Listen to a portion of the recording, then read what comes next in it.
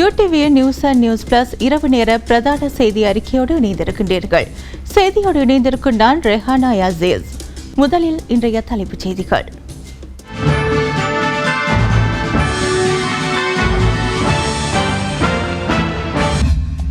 அரச ஊழியர்களின் மே மாத சம்பளத்தை அர்ப்பணிக்க கோருகிறார் ஜனாதிபதி செயலாளர். கோவிட் PCR முடிவுகளில் குளறுபடி. வெசாக் பண்டிகையை வீடுகளில் அமைதியாக கொண்டாடும் மக்கள். இறுதிச் சடங்குகளை பாரபட்சம் என்ற முறையில் நடத்த வேண்டும், மனம் திறந்தார் சஜித். செப்டம்பர் 11 தாக்குதலை விட கோவிட் தாக்குதல் மோசமானது என்கிறார் டொனால்ட் ட்ரம்ப்.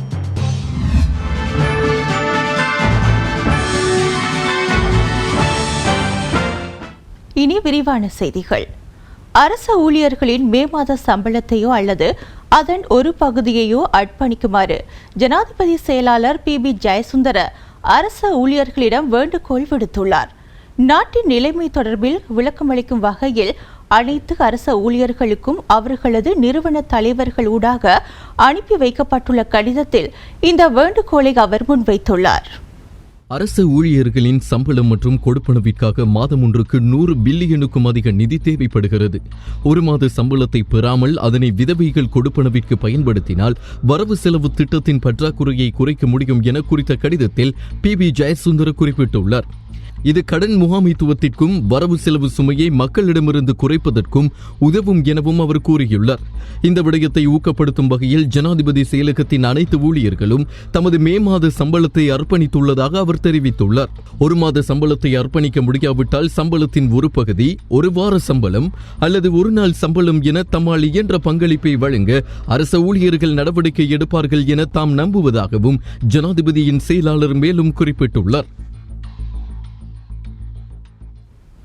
சுகாதார அமைச்சின் கட்டுப்பாட்டில் உள்ள மருத்துவ ஆய்வுக்கூடங்களுக்கு வெளியே இருந்து பெறப்படுகின்ற PCR முடிவுகளில் தவறு இடம்பெற்றுள்ளதாக அரசு ஆய்வுக்கூட தொழிற்சங்கம் தெரிவித்துள்ளது. இதேவேளை நாட்டில் கோவிட் தொற்றாளர்களுடைய எண்ணிக்கை 804 உயர்வடைந்துள்ளது. இதில் 232 பேர் தொற்றிலிருந்து முழுமையாக மீண்டுள்ளனர். நேற்றைய தினம் நாட்டில் இனங்காணப்பட்ட 29 கோவிட் தொற்றாளர்களில் 24 பேர் கடற்படை வீரர்கள் என சுகாதார சேவைகள் பணிப்பாளர் வைத்தியர் அனில் ஜாசிங்க தெரிவித்துள்ளார். ஏனைய 5 நபர்களில் 4 கடற்படை வீரர்களோடு தொடர்புபட்டவர்கள். இவர்களில் ஒருவர் கெரவலப்பிட்டியவில் இருந்து இனங்காணப்பட்டுள்ளார் மற்றும் ஒருவர் 7 வயதான சிறுவன். ஏனைய இருவரும் கடற்படை வீரருடைய தாய் மற்றும் தந்தை. இவர்களுக்கு மேலதிகமாக கொழும்பு வாழி தோட்டத்திலிருந்து பலாலி தனிமைப்படுத்தல் நிலையத்தில் தங்க வைக்கப்பட்டிருந்த ஒருவரும் நேற்றைய தினம் கோவிட் தொற்றாளர்களாக இனங்காணப்பட்டிருந்தனர். இதேவேளை நேற்று முன்தினம் கோவிட் தொற்றாளர்களாக இனங்காணப்பட்ட 3 தொற்று இல்லை என்பதை வைத்தியர் அனில் ஜாசிங்க நேற்று மாலை உறுதிப்படுத்தியிருந்தார். සාධිතයන් වශයෙන් හඳුනාගනු ලැබුවා.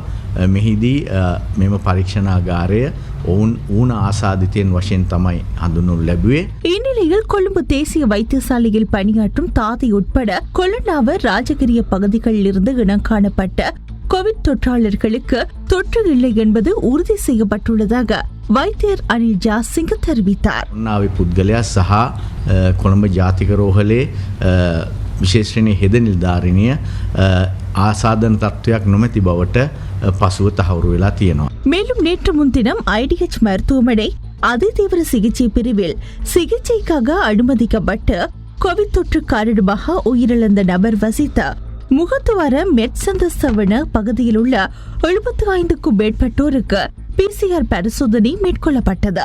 குறித்த பெண்ணின் குடும்ப உறுப்பினர்களுக்கும் PCR பரிசோதனை மேற்கொள்ளப்பட்டிருந்தது. இருப்பினும் எந்தவொரு நபர்களுக்கும் கோவிட் தொற்று உறுதி செய்யப்படாத நிலையில் முகத்துவார மெட்சந்தசவன தொடர்மாடி கட்டிட தொகுதியின் B பிரிவு வளமை நிலைக்கு திரும்பியுள்ளது. இதேவேளை தனிமைப்படுத்தப்பட்டிருந்த புலனர்வு அபேபுர கிராமம் இன்று முற்றாக விடுவிக்கப்பட்டுள்ளது. ஏப்ரல் 23ஆம் தேதி அபேபுர கிராமத்தில் வசிக்கும் கடற்படை வீரர் ஒருவருக்கு கோவிட் தொற்று உறுதி செய்யப்பட்டதை அடுத்து குறித்த கிராமம் முழுமையாக வெளி தொடர்புகளில் இருந்து துண்டிக்கப்பட்டிருந்தமை குறிப்பிடத்தக்கது. இந்நிலையில் அம்பாறை மாவட்டம் உகன சேனாகம் பகுதியில் கடற்படை வீரர் ஒருவர் கோவிட் தொற்றாளராக கண்டறியப்பட்டதை அடுத்து குறித்த பிரதேசத்தில் உள்ள 2 கிராமங்கள் நேற்று தனிமைப்படுத்தப்பட்டிருந்தன. குறித்த பிரதேசத்தைச் சேர்ந்த 11 பேர் அம்பாறை கொண்டவடுவான் தனிமைப்படுத்தல் நிலையத்திற்கு அழைத்துச் செல்லப்பட்டுள்ளனர். இதேவேளை நேற்றைய தினம் 8 கடற்படை வீரர்கள் தொற்றிலிருந்து முழுமையாக குணமடைந்துள்ளதாக கடற்படை ஊடக பேச்சாளர் ஈஸ்வர சூரிய பண்டார தெரிவித்துள்ளார். இதுவரை 12 கடற்படை வீரர்கள் தொற்றிலிருந்து முழுமையாக குணமடைந்துள்ளனர். இன்று மாலை 6 மணி வரையிலான நிலவரப்படி இலங்கையில் கொரோனா வைரஸ் தொற்றுக்குள்ளானவர்களின் எண்ணிக்கை 804 உயர்வடைந்துள்ளது. இன்று புதிதாக 7 தொற்றாளர்கள் இனம் காணப்பட்டுள்ளனர். இதில் 563 பேர் தொடர்ந்தும் நாடளாவிய ரீதியில் உள்ள 7 மருத்துவமனைகளில் சிகிச்சை பெற்று வருகின்றனர். இதில் 127 பேர் தேசிய தொற்றுநோய் விஞ்ஞான பிரிவிலும், வெளிக்கந்த ஆதார வைத்தியசாலையில் 52 பேரும், IDH மருத்துவமனையில் 86 பேரும், இரண்டுவில வைத்தியசாலையில் 18 பேரும், காத்தான்குடி ஆதார வைத்தியசாலையில் 59 பேரும், கடற்படை வைத்தியசாலையில் 154 பேரும், ஹோமாகம ஆதார வைத்தியசாலையில் 60 பேரும் சிகிச்சை பெற்று வருகின்றனர். கோவிட் தொற்று இருக்கலாம் என்ற சந்தேகத்தின் அடிப்படையில் 134 பேர் நாடளாவிய ரீதியில் உள்ள வைத்தியசாலைகளில் சிகிச்சை பெற்று வருகின்றனர். மேலும் கொரோனா வைரஸ் தொற்றுக்குள்ளானவர்களில் 232 பேர் பூரணமாக குணமடைந்துள்ளனர். இதுவரை 9 மரணங்கள் பதிவாகியுள்ளன. நாடளாவிய ரீதியில் கோவிட் அச்சுறுத்தல் காரணமாக இதுவரை 30,525 பேருக்கு PCR பரிசோதனை மேற்கொள்ளப்பட்டுள்ளது. நேற்றைய தினம் மாத்திரம் 1147 PCR பரிசோதனைகள் இடம்பெற்றுள்ளதாக சுகாதார மேம்பாட்டு பணியகம் அறிவித்துள்ளது. மாவட்ட ரீதியில் கொழும்பு மாவட்டத்திலேயே அதிக அளவிலானோர் இதுவரை பாதிக்கப்பட்டுள்ளனர். கொழும்பு மாவட்டத்தில் 150 பேரும், புத்தளம் மாவட்டத்தில் 35 பேரும், கம்பஹா மாவட்டத்தில் 36 பேரும், களுத்துறை மாவட்டத்தில் 34 பேரும், தனிமைப்படுத்தல் நிலையங்களில் இருந்து 106 பேரும், கடற்படையைச் சேர்ந்த 367 பேரும், கடற்படை தவிர்ந்த ஏனைய படையினர் 11 பேரும் இதுவரை கோவிட் தொற்றாளர்களாக இனம் காணப்பட்டுள்ளனர். இதேவேளை கோவிட் தொற்றினால் பாதிக்கப்பட்ட கடற்படை வீரர்கள் மற்றும் அவர்களுடன் தொடர்புடையவர்களுடைய எண்ணிக்கை 400 உயர்வடைந்துள்ளது. நேற்று இரவு 8 மணி முதல் நாடு முழுவதும் ஊரடங்கு சட்டம் அமுல்படுத்தப்பட்டுள்ளது. அபாய மாவட்டங்கள் தவிர்ந்த ஏனைய 21 மாவட்டங்களிலும் ஊரடங்கு சட்டமானது எதிர்வரும் 11ஆம் தேதி அதிகாலை 5 மணி வரை அமலில் இருக்கும் என ஜனாதிபதி ஊடகப் பிரிவு அறிவித்துள்ளது. நாடளாவிய ரீதியாக நேற்று இரவு 8 மணி முதல் எதிர்வரும் 11ஆம் தேதி அதிகாலை 5 மணி வரை ஊரடங்கு சட்டம் அமுலில் இருக்கும். எனினும் கொழும்பு, கம்பகா, களுத்துறை மற்றும் புத்தளம் ஆகிய மாவட்டங்களில் மறு அறிவித்தல் வரை ஊரடங்கு சட்டம் அமுலில் இருக்கும் என அறிவிக்கப்பட்டுள்ளது. ஊரடங்கு சட்டம் அமுல்படுத்தப்பட்டுள்ள பகுதிகளில் அடையாள அட்டையின் இறுதி இலக்கத்துக்கு அமைய பொதுமக்கள் வெளியேறும் நடைமுறை எதிர்வரும் 11ஆம் தேதி முதலே அமுல்படுத்தப்பட உள்ளது. எனினும் எதிர்வரும் 11ஆம் தேதி திங்கட்கிழமை தொடக்கம் ஊரடங்கு சட்டம் இருக்கும் இடங்களிலும் மக்களின் இயல்பு வாழ்க்கையை வளமிக்க கொண்டு வரவும் நிறுவனங்களை திறக்கவும் நடவடிக்கை எடுக்கப்பட உள்ளது. இதேவேளை மேல் மாகாணத்தில் சிக்கியுள்ள வெளிப்பிரதேசங்களைச் சேர்ந்த பொதுமக்களை தங்கள் பிரதேசங்களுக்கு அனுப்பி வைக்கும் 3வது கட்ட நடவடிக்கை இன்று மிரிகான போலீஸ் நிலையத்தில் முன்னெடுக்கப்பட்டது. மிரிகான போலீஸ் பிரிவுக்குட்பட்ட 15 போலீஸ் நிலையங்களில் தங்களை பதிவு செய்து கொண்ட 1200க்கும் அதிகமானவர்கள் தங்கள் சொந்த இடங்களுக்கு அனுப்பி வைக்கப்பட்டுள்ளனர். இவர்களை தங்களுடைய ஊர்களுக்கு அனுப்பி வைப்பதற்கு முன்னர் உடல் வெப்பநிலை அளவிடப்பட்டதோடு கிருமி ஒழிப்பு நடவடிக்கையும் மேற்கொள்ளப்பட்டுள்ளது. ඕගොල්ලන්ගේ ගෙවල් තියෙන පොලිසියට බාර දෙනවා. ඊට පස්සේ ගෙවල් බිම් බලා යන්න පුළුවන්. පැහැදිලිද? හරි. මොකද ප්‍රශ්නයක් නැහැ නේ ඕගොල්ලන්ට. එහෙනම් සියලු දෙනාටම සුබ ගමන්. උත්තරණයි. நாடளாவிய ரீதியில் ஊரடங்கு அமுல்படுத்தப்பட்டுள்ள நிலையில் கொழும்பு உட்பட ஏனைய பகுதிகளில் பாதுகாப்பு தரப்பினர் சோதனை சாவடிகளில் கடமையில் ஈடுபடுத்தப்பட்டிருந்தனர். கடந்த மார்ச் மாதம் 20ஆம் தேதி தொடக்கம் இதுவரையான காலப்பகுதியில் ஊரடங்கு உத்தரவை மீறிய 47,866 பேர் கைது செய்யப்பட்டுள்ளனர். இந்த காலப்பகுதியில் கைது செய்யப்பட்டவர்களிடமிருந்து 12,448 வாகனங்கள் பறிமுதல் செய்யப்பட்டுள்ளதாக போலீஸ் தலைமையகம் தெரிவித்துள்ளது. இதேவேளை வாழைச்சேனை மாஞ்சோலை பகுதியில் 100 போதை மாத்திரைகள், ஐஸ் போதைப் பொருளுடன் 2 இளைஞர்கள் நேற்று மாலை கைது செய்யப்பட்டுள்ளதாக வாழைச்சேனை போலீஸ் நிலைய பொறுப்பதிகாரி தனஞ்சய பெரமுன தெரிவித்தார். ராணுவ புலனாய்வு பிரிவினருக்கு கிடைத்த ரகசிய தகவலை அடுத்து விசேட அதிரடிப்படையினரால் 100 போதை மாத்திரைகள், 1810 மில்லிகிராம் ஐஸ் போதைப் பொருட்கள் மற்றும் சந்தேக நபர்கள் 2 கைது செய்து வாழைச்சேனை போலீசாரிடம் ஒப்படைத்துள்ளனர். எதிர்வரும் நாட்களுக்கு நாட்டில் ஊரடங்கு சட்டம் அமலில் உள்ளதால் மக்கள் ஊரடங்கு சட்ட திட்டங்களை முறையாக பின்பற்றுமாறு பிரதி போலீஸ் மா அதிபர் அஜித் ரோஹன தெரிவித்துள்ளார். විශේෂයෙන්ම මේ ඉදිරි ඇදිරි නීතිය පවතින කාලය තුළ විශේෂ පොලිස් කණ්ඩායම් මේ වගේම බුද්ධි සේවාවන් යොදවා තිබෙනවා. නීති විරෝධී ක්‍රියාවල නිරත වෙන පුද්ගලයින් අත්අඩංගුවට ගැනීමට ඒ වගේම ඇඳිරි நீதிය කඩ කරන අය எதிர்வரும் நாட்களுக்குள் கண்காணிப்பு நடவடிக்கைகளுக்காக விசேட போலீஸ் குழுக்கள் மற்றும் புலனாய்வுத் துறையினர் சேவையில் ஈடுபடுத்தப்பட உள்ளனர். சட்டவிரோத செயற்பாடுகளில் ஈடுபடுவோர், ஊரடங்கு சட்டத்தை மீறுவோர் மற்றும் ஊரடங்கு அனுமதி பத்திரங்களை தவறாக பயன்படுத்துவோருக்கு எதிராக சட்ட நடவடிக்கை மேற்கொள்ளப்பட உள்ளது. எதிர்வரும் நாட்களுக்கு நாட்டில் தொடர் சோதனைகள் மேற்கொள்ளப்பட உள்ளன. நாடளாவிய ரீதியில் 1200 சோதனை சாவடிகள் அமைக்கப்பட்டுள்ளன. இதேபோன்று எதிர்வரும் 11ஆம் தேதி முதல் விசேட ஒழுங்கில் நாடு இயங்க உள்ளது. இதற்கமைய நிறுவனங்கள் மற்றும் மக்கள் நடந்து கொள்ள வேண்டிய முறைகள் தொடர்பில் அடுத்த சில நாட்களில் அறிவிக்கப்படும். සූදු සෙල්ලම් කිරීම ආදී කටයුතු සම්බන්ධයෙන් සොයා බලා මෙම දින 4 අඛණ්ඩ වැටලීම් කිරීමට පොලිසිය බලාපොරොත්තු වෙනවා. ඒ වගේම ශ්‍රී ලංකාව පුරා මාර්ග බාධක 1200ක් පමණ යොදවා තිබෙනවා. පොලිසියත් ඒ වගේම ත්‍රිවිධ හමුදාවේ සහාය ලබා இறுதிச் சடங்குகள் பாரபட்சமற்ற முறையில் நடத்தப்படுவதும் ஒவ்வொரு மனிதனும் சமமாக கருதப்படுவதும் அவசியம் என ஐக்கிய மக்கள் சக்தியின் தலைவர் சஜித் பிரேமதாச தெரிவித்துள்ளார். முன்னாள் எதிர்க்கட்சித் தலைவரும் ஐக்கிய மக்கள் சக்தியின் தலைவருமான சஜித் பிரேமதாச ட்வீட் ஒன்றை பதிவிட்டுள்ளார். இந்த பதிவில் ஒருவர் தங்கள் அன்புக்குரியவர்களை இழக்கும் போது அது யாராக இருந்தாலும் மிகப்பெரிய சோகத்தின் நேரம். துயரம் நிறைந்த இந்த தருணத்தில் இறுதி சடங்குகளை பாகுபாடற்ற பாரபட்சமற்ற முறையில் மேற்கொள்ள அனுமதிப்பது நம் அனைவரதும் பொறுப்பாகும். ஒவ்வொரு மனிதனும் சமமாக கருதப்பட வேண்டும். ஒரு மனிதாபிமான சமுதாயத்துக்கு இன்றியமையாத இத்தகைய தார்மீக மற்றும் நெறிமுறை விழுமியங்களை நாம் நிலைநிறுத்த முடியாவிட்டால் இனம் மற்றும் மதசார்பு ஆகியவற்றினால் ஓரங்கட்டப்படும் தோல்வியுற்ற அரசாங்கமாகவே நாம் இருப்போம். கோவிட் வைரஸினால் உயிரிழக்க முஸ்லிம்களின் இறுதி கிரியைகள் நடத்தும் விதத்தில் கடந்த காலங்களில் சர்ச்சைகள் எழுந்திருந்த நிலையில் ஐக்கிய மக்கள் சக்தியின் தலைவர் சஜித் பிரேமதாச முதல் முறையாக தனது கருத்தை பதிவு செய்துள்ளார். கோவிட்-19 நோய் தொற்று காரணமாக வீழ்ச்சியடைந்துள்ள பொருளாதாரத்தை மீண்டும் கட்டியெழுப்ப முடியும் என ஜனாதிபதி கோட்டாபய ராஜபக்ச தெரிவித்துள்ளார். இதற்கான புதிய பொருளாதார மாதிரியொன்றை தயாரிக்கும் பொறுப்பு பொருளாதார புத்தெழுச்சி வறுமை ஒழிப்புக்கான ஜனாதிபதி செயலணிக்கு வழங்கப்பட்டுள்ளது.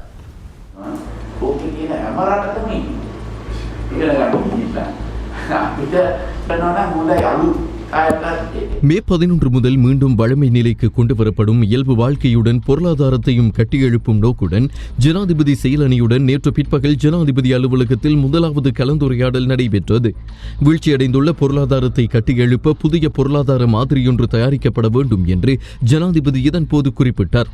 நாட்டின் பொருளாதாரத்திற்கு பெரும் பலமாக உள்ள ஆடை மற்றும் சுற்றுலா கைத்தொழிலை புதிய வடிவில் ஆரம்பிக்க வேண்டும் என்று ஜனாதிபதி இதன்போது குறிப்பிட்டார்.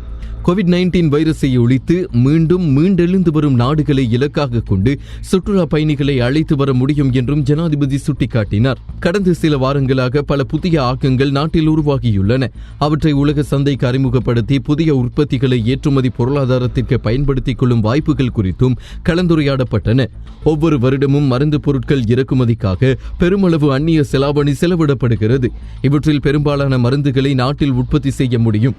அதற்கு தேவையான பின்புலத்தை விரைவில் தயாரிக்கும் பொறுப்பும் ஜனாதிபதி செயலணிக்கு வழங்கப்பட்டுள்ளது. விவசாய துறைக்கு தேவையான பல விதை வகைகளை உள்நாட்டிலேயே உற்பத்தி செய்வது குறித்தும் கவனம் செலுத்தப்பட்டுள்ளது. ஜனாதிபதியின் செயலாளர் பி ஜெயசுந்தர, பிரதமரின் செயலாளர் காமினி செனரத் ஆகியோர் உட்பட அமைச்சுக்களின் செயலாளர்கள், முன்னணி வர்த்தக நிறுவனங்களின் உரிமையாளர்களும் இந்த கலந்துரையாடலில் கலந்து கொண்டிருந்தனர்.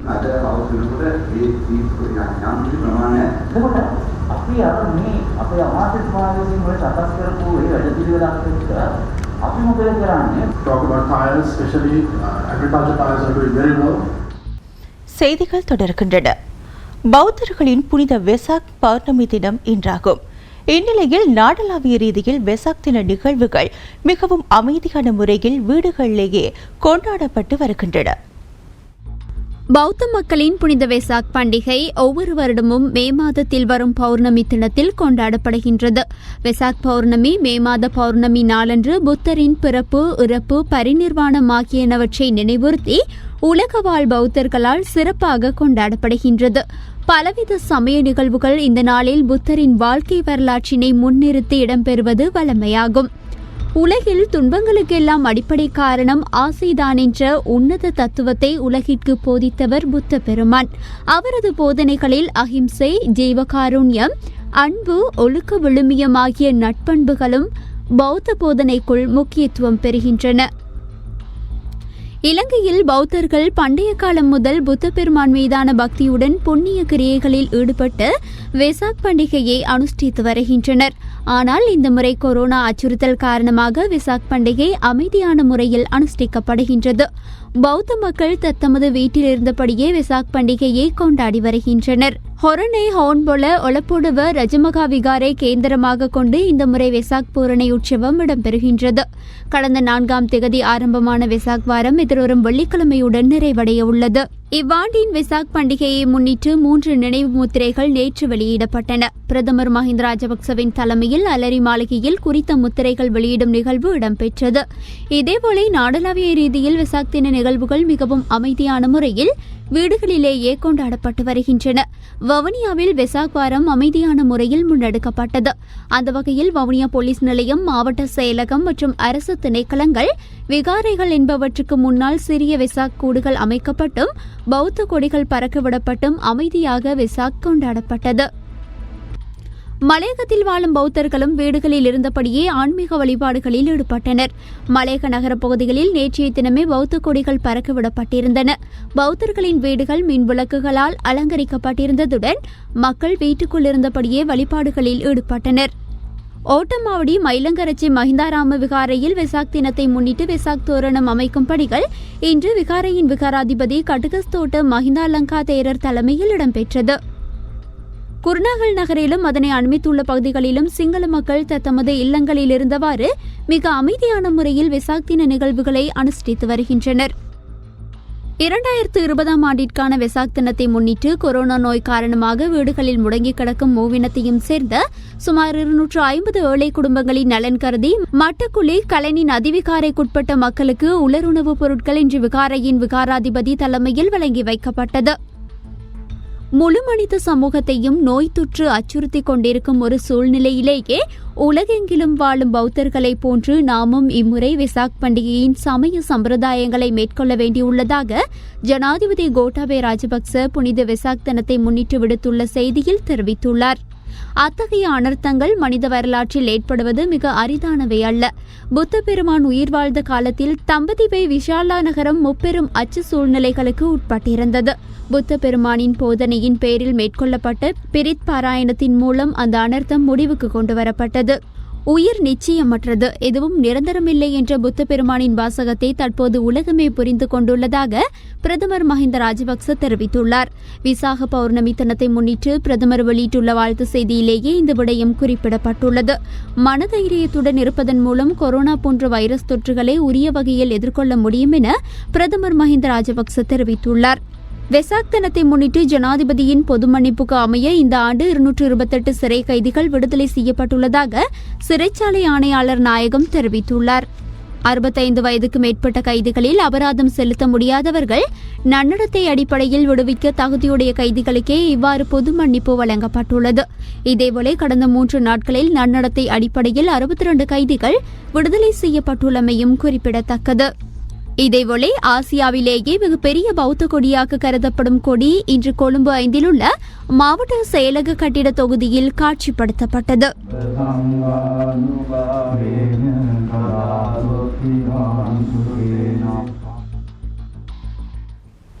மத்திய கிழக்கு நாடுகளில் உள்ள இலங்கையர்களை நாட்டிற்கு அழைத்து வருவதற்கான நடவடிக்கைகள் ஆரம்பிக்கப்பட்டுள்ளதாக அரசாங்கம் அறிவித்துள்ளது. இந்நிலையில் துபாயில் இருந்த 197 பேர் இன்று இலங்கைக்கு அழைத்து வரப்பட்டு தனிமைப்படுத்தல் நிலையங்களுக்கு அனுப்பி வைக்கப்பட்டனர்.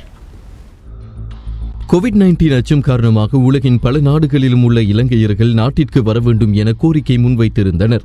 இதில் மாணவர்களுக்கு முன்னுரிமை வழங்கப்பட்டு பல நாடுகளில் இருந்தும் இலங்கை மாணவர்கள் நாட்டுக்கு அழைத்து வரப்பட்டு தனிமைப்படுத்தல் நிலையங்களுக்கு அனுப்பி வைக்கப்பட்டனர். மத்திய கிழக்கு நாடுகளில் பணிபுரிகின்ற பலர் தாங்கள் இலங்கைக்கு வருவதற்கு விரும்புவதாக தமது கோரிக்கைகளை சமூக வலைதளங்களில் வெளியிட்டனர். கோரிக்கைகளுக்கு அமைய மத்திய கிழக்கு நாடுகளில் பணிபுரிகின்ற இலங்கையர்களை அழைத்து வருவதற்கு அரசாங்கம் நடவடிக்கை எடுத்துள்ளதாக அறிவிக்கப்பட்டது. அதற்கமைய மத்திய கிழக்கு உட்பட ஏனைய நாடுகளில் பணிபுரிகின்றவர்கள் அந்த நாடுகளில் உள்ள வெளிநாட்டு தூதரகங்கள், உயர்ஸ்தானிகர் காரியாலயங்கள் மற்றும் இலங்கைக்கான தூதுக்குழுவினரிடம்தான் தமது கோரிக்கைகளை முன்வைக்கின்றனர் என அரசாங்கம் அறிவித்துள்ளது. கோரிக்கைகள் முன்வைக்கப்படுகின்ற குறித்த நிறுவனங்கள் மூலம் இலங்கை வெளிவிவகார அமைச்சின் செயலாளருக்கு அந்த விடயம் அறிவிக்கப்படுகிறது. அதன் மூலம் முன்னுரிமை கொடுக்கப்பட வேண்டியவர்கள் பட்டியலிடப்பட்டு அவர்களை அழைத்து வருவதற்கு நடவடிக்கை எடுக்கப்படும் என அரசாங்கம் அறிவித்துள்ளது. வெளிநாடுகளில் உள்ள சுமார் 55,000க்கும் அதிகமானோர் இலங்கைக்கு வருவதற்கு விண்ணப்பித்துள்ளதாக சில தரவுகள் கூறுகின்றன. இந்த விடயம் தொடர்பில் அமைச்சரவை இணை பேச்சாளரும் அமைச்சருமான வைத்தியர் ரமேஷ் பத்திரன இவ்வாறு கருத்து தெரிவித்தார். ශ්‍රී ලංකාවට පැමිණීමට බලාපොරොත්තුවෙන් සිටි ශිෂ්‍ය ශිෂ්‍යාවන් මෙරටට සුරක්ෂිතව රැගෙන ඒමෙන් පස්සේ வெளிநாடுகளில் இலங்கை மாணவர்களை அழைத்து வந்து அவர்களை தனிமைப்படுத்தும் நடவடிக்கைகள் ஆரம்பிக்கப்பட்டுள்ளன. இரண்டாவது கட்டமாக மத்திய கிழக்கு நாடுகள் உள்ளிட்ட நாடுகளில் உள்ள இலங்கையரை அழைத்து வருவதற்கு அரசாங்கம் நடவடிக்கையை முன்னெடுத்து வருகிறது. விசேடமாக மாலைத்தீவு, குவைத் மற்றும் துபாய் ஆகிய நாடுகளில் உள்ள இலங்கையர்களை எதிர்வரும் ஓரிரு நாட்களுக்குள் அழைத்து வர நடவடிக்கை மேற்கொள்ளப்படும். குவைத்தில் உள்ள இலங்கையர்கள் தமது விசா காலம் முடிந்து இலங்கைக்கு வர கோரிக்கை விடுத்துள்ள நிலையில் அவர்களை அழைத்து வர இலவச விமான சீட்டை வழங்க தனியார் நிறுவனம் ஒன்று முன்வந்துள்ளது. ශ්‍රමිකයන් පිරිසකට නොමිලේ ගුවන් පහසුකම් ලබා දෙන්නටත් පෞද්ගලික පරිත්‍යාගශීලී ඉදිරිපත් වෙලා තිබෙනවා. ඒවත් අපි තාම සතුටින් සඳහන් කරන ගමන් ඉදිරි දින කිහිපය තුළදී මැද පෙරදිග කලාපයෙන් මෙරටට පැමිණීමට බලාපොරොත්තුවෙන් සිටින සියලු දෙනාම සුරක්ෂිතව මෙරටට ගෙන්වා ගැනීමටත් ඔවුන්ට රජය මගින් නිරෝධායන පහසුකම් සපයා දීමටත් රජය බලාපොරොත්තු වෙනවා. அதே நேரம் துபாய் நாட்டிலிருந்து இலங்கைக்கு 197 பேர் இன்று அதிகாலை அழைத்து வரப்பட்டுள்ளனர். அவர்களை ஏற்றிய ஸ்ரீலங்கன் விமான சேவைக்கு சொந்தமான விமானம் இன்று அதிகாலை கட்டுநாயக்க விமான நிலையத்தை வந்தடைந்தது. இந்த விமானத்தில் வருகை தந்த சகலரும் தனிமைப்படுத்தல் நிலையங்களுக்கு அனுப்பி வைக்கப்பட்டுள்ளனர்.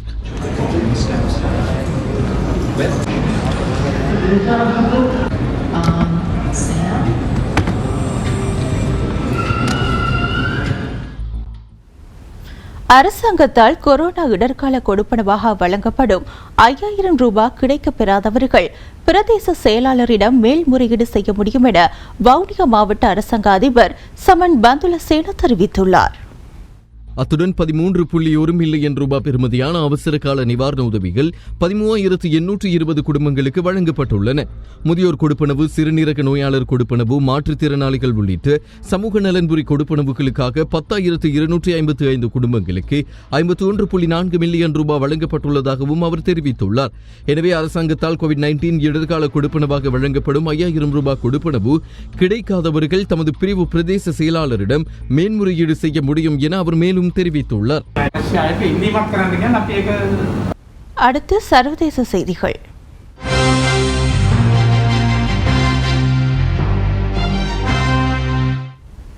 இந்தியாவின் விசாகப்பட்டினம் அருகே ரசாயன ஆலையில் ஏற்பட்ட வாயு கசிவு காரணமாக 11 பேர் பலியாகியுள்ளனர்.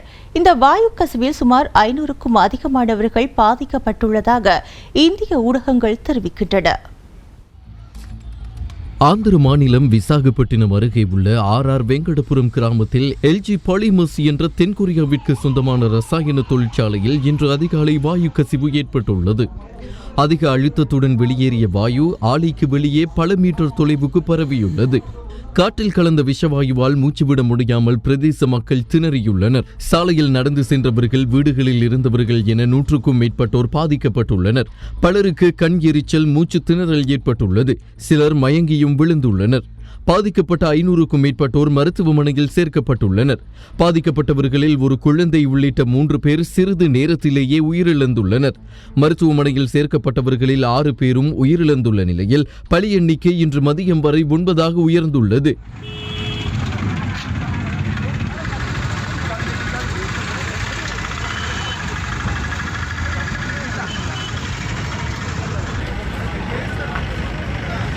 மறுபக்கம் இந்தியாவில் COVID-19 தாக்கமும் பாரிய அளவில் அதிகரித்து வருகிறது.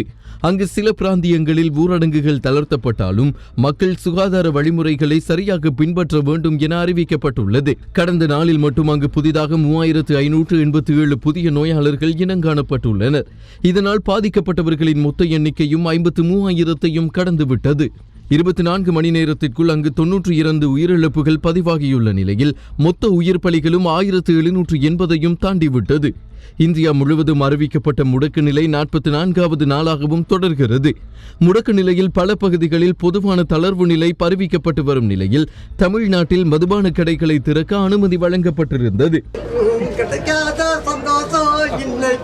கெடுத்துருச்சு ஐயா முதல்வர் நாள கெடுத்துருச்சு. இங்கு மதுபான கடைகளை திறக்க அனுமதி வழங்கியுள்ளமை பாரிய விளைவுகளை ஏற்படுத்தும் என சமூக ஆர்வலர்கள் குற்றம் சாட்டியுள்ளனர்.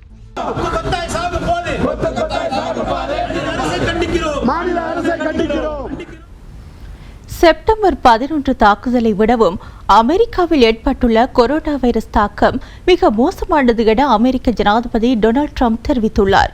இதற்கு சீனாவே காரணம் என்றும் சீண்டியுள்ளார்.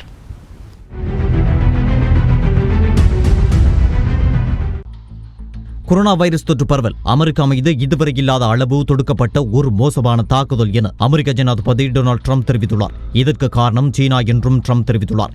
2ஆம் உலகப் போரின் போது ஜப்பான் குண்டு வீசியது மற்றும் செப்டம்பர் தாக்குதல் ஆகியவற்றை காட்டிலும் இது மோசமான தாக்குதல் என்றும் ட்ரம்ப் தெரிவித்துள்ளார். சீனா இந்த கொரோனா தொற்று பரவலை சரியாக கையாளவில்லை என ஏற்கனவே ட்ரம்ப் குற்றம் சாட்டியிருந்த நிலையில் இந்த கருத்தையும் தெரிவித்துள்ளார். ஆனால் அமெரிக்காவில் ட்ரம்ப் இதை சரியாக கையாள தவறிவிட்டார் என்பதிலிருந்து திசை திருப்பவை தங்கள் மீது குற்றம் சுமத்துவதாக சீனா தெரிவித்துள்ளது.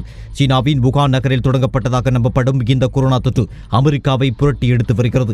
நேற்று மட்டும் அமெரிக்காவில் 2500க்கும் மேற்பட்டோர் மரணித்துள்ளனர். இந்நிலையில் அமெரிக்காவில் மட்டும் உயிரிழப்புகள் 75,000 எட்டியுள்ளதுடன் மொத்த பாதிப்பு 12,50,000க்கும் மேல் பதிவாகியுள்ளது. ரஷ்யாவில் அதுகூடிய பாதிப்பு எண்ணிக்கை நேற்று பதிவாகியுள்ளது. கடந்த 24 மணி நேரத்தில் கொரோனா வைரஸ் தொற்றுக்கு 11,231 பேர் பாதிக்கப்பட்டுள்ளனர். மேலும் ரஷ்யாவில் நேற்று மட்டும் 88 பேர் உயிரிழந்துள்ளதாக ரஷ்யாவின் கொரோனா வைரஸ் நெருக்கடியை கண்காணிக்கும் மையம் தெரிவித்துள்ளது. ரஷ்யாவில் கொரோனா வைரஸ் தொற்றுக்கு தொடர்ச்சியாக 10,000க்கும் மேற்பட்டோர் பாதிப்படைந்த 5வது நாள் இதுவாகும். இதற்கமைய ரஷ்யாவில் கொரோனா வைரஸ் தொற்றால் பாதிக்கப்பட்டவர்களின் மொத்த எண்ணிக்கை 1,77,160 அதிகரித்துள்ளது. பலி எண்ணிக்கை 1,625 உள்ளது. பிரித்தானியாவில் கடந்த 24 மணி நேரத்தில் 649 பேர் மரணித்துள்ளனர். ஐரோப்பாவில் அதிக மரணங்களை எதிர்கொண்டுள்ள நாடாக தற்போது பிரித்தானியா திணறி வருகிறது. இதனை தவிர நேற்று ஸ்பெயினில் 244 மரணங்களும், இத்தாலியில் 369 மரணங்களும், பெல்ஜியத்தில் 323 மரணங்களும் பதிவாகியுள்ளன. ஜெர்மனியில் கோவிட் தொற்றினால் பாதிக்கப்பட்டவர்களில் 95% குணமடைந்துள்ளனர். அங்கு இதுவரை 1,68,162 பேர் பாதிக்கப்பட்ட நிலையில் 7,275 பேர் கோவிட் தொற்றினால் பலியாகியுள்ளனர். கோவிட் வைரஸை சிறப்பாக கட்டுப்படுத்தி வரும் ஜெர்மனி தனிமைப்படுத்தல் விதிகளை தளர்த்தியுள்ளது. அத்துடன் முடித்திருத்தும் நிலையங்கள் கவனமாக செயல்பட வேண்டிய தேவையை ஜெர்மனி வலியுறுத்தியுள்ளது. ஜெர்மனி மட்டுமல்லாது ஐரோப்பா முழுக்க முடித்திருத்தும் நிலையங்கள் கவனமாக செயல்பட வேண்டியதன் அவசியத்தையும் வலியுறுத்தியுள்ளது. முகக்கவசம் கட்டாயம் என்ற விதியையும் ஜெர்மனி கடுமையாக அமுல்படுத்தியுள்ளது. உலகின் ஏழை நாடுகளில் கொரோனா வைரஸின் மோசமான தாக்கங்களை காண நேரிடும் என ஐக்கிய நாடுகள் சபை அறிவித்துள்ளது.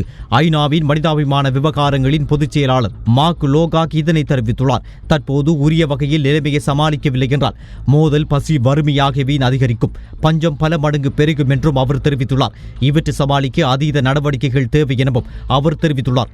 இவ்வாறு 50க்கும் மேற்பட்ட நாடுகள் பாதிக்கப்படக்கூடும் என்றும் அவர் தெரிவித்துள்ளார். இந்த பட்டியலில் தற்போது பாகிஸ்தான், பிலிப்பைன்ஸ், ஜிம்பாப்வே ஆகிய நாடுகளும் சேர்க்கப்பட்டுள்ளன. அத்துடன் ஏழை நாடுகளில் கொரோனா வைரஸ் பரவுவதை தடுக்க மேலும் $4.7 பில்லியன் அமெரிக்க டாலர் தேவை என்று ஐக்கிய நாடுகள் சபை கூறியுள்ளது. ஐநாவின் கொரோனா தொற்றால் பாதிக்கப்பட்டவர்களுக்கான திட்டம் ஒன்று கடந்த மார்ச் மாதம் ஐநாவினால் ஆரம்பிக்கப்பட்டு $2 பில்லியன் அமெரிக்க டாலர்கள் கோரப்பட்டது. இதில் 50% நிதி ஏற்கனவே சேகரிக்கப்பட்டுள்ளது. தங்கள் நாட்டில் கொரோனா நெருக்கடியை சமாளித்து வரும் நாடுகள் $900 மில்லியன் மேல் ஏழை நாடுகளுக்கு உதவ உறுதி அளித்துள்ளதாக ஐக்கிய நாடுகள் சபை தெரிவித்துள்ளது.